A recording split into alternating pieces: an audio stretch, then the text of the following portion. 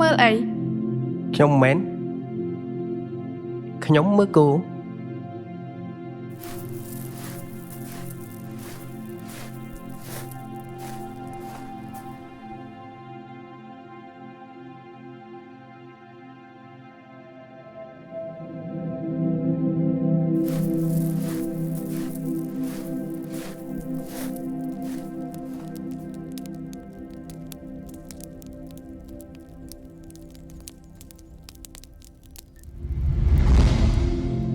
លោកមើលអី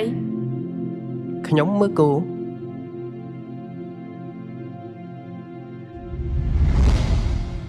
ឬមួយនាង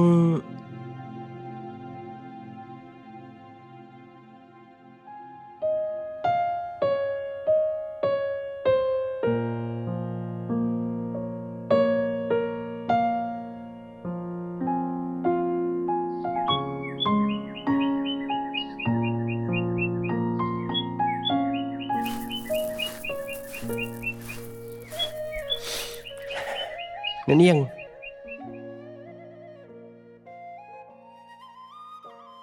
ខ្ញុំមានរឿងចង់សុំទោសអ្នកនាង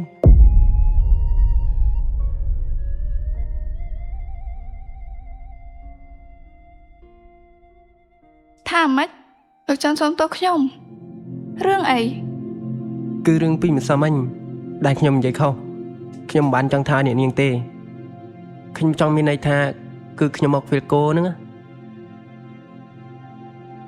ចាចឹងខ្ញុំជល់នៃរបស់លោកហើយនិយាយចឹងអ្នកនាងមកតែម្នាក់ឯងទេមែនខ្ញុំមកតែម្នាក់ឯងទេចុះលោកវិញបាទខ្ញុំមកតែម្នាក់ឯងដែរនោះចុះអ្នកនាងគិតទៅវិញថ្មណាដែរចៃដន្យអីខ្ញុំឆ្លុះស្មារបានល្មមដល់ពេលដែលខ្ញុំត្រឡប់ទៅវិញហើយ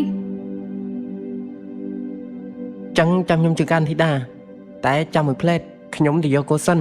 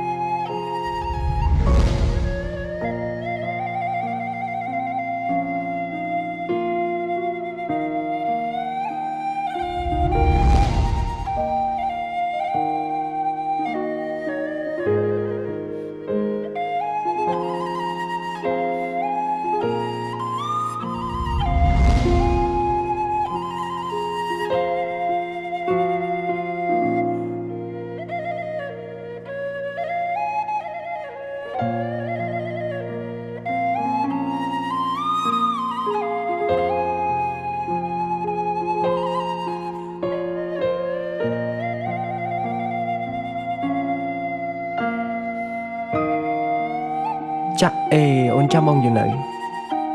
អូនមកចាំបងមួយសន្ទុះដែរហើយចុះមិនមកអូនស្ពូនម្លេះមានគេចូលដណ្ដឹងអូនហើយគេជាអ្នកណាអូនក៏មិនដែលបានជួបគេដែរតែពុកម៉ែគាត់ថាគេជាអ្នកមកពីភ្នំពេញចុះអូនគិតមិនដែរគឺអូនតាមពុកម៉ែគាត់បានដឹងរឿងរបស់យើងហើយរយៈពេល1ខែបើបងអាចចូលដណ្ដឹងអូនមុនគេគាត់នឹងលើកអូនឲ្យបងហា1ខែលឿនពេកហើយចាគឺ1ខែគាត់បានសម្រេចចិត្តហើយអូនទុកចិត្តលើបងអូនសង្ឃឹមថាបងនឹងអាចធ្វើវាបានបើបងធ្វើបានពួកយើងមិនបែកគ្នាទេចឹងដល់ពេលដែលអូនត្រឡប់ទៅវិញហើយខ្លាចពុកម៉ែគាត់ចាំ